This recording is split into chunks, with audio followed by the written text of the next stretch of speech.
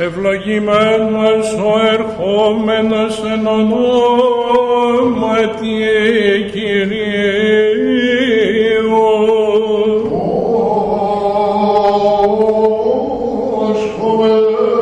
Εξομολογήστε το Κυρίο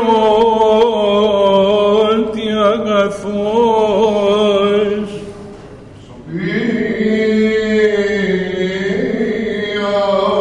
Προς τον επιστολής Παύλου το ανάγνωσμα.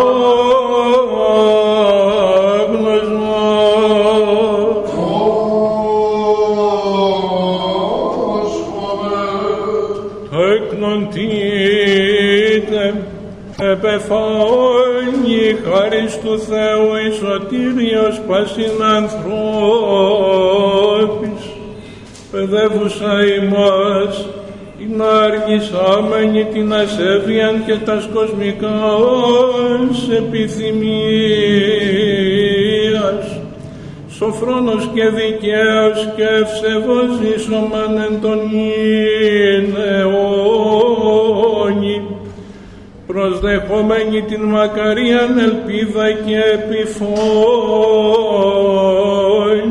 της δόξης του Μεγάλου Θεού και σωτήρος ημών Ιησού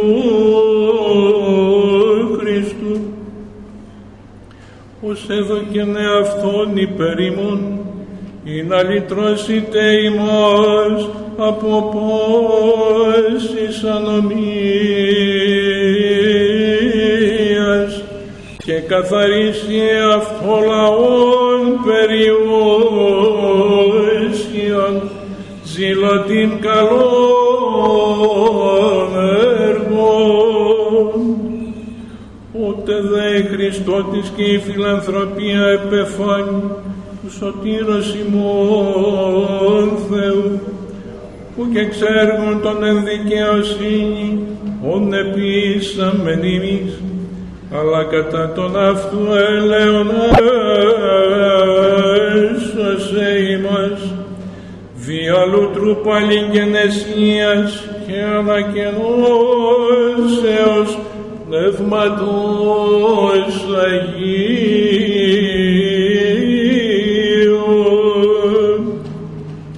που εξέχεν εφημάς πλουσίας δια Ιησού Χριστού του σωτήρος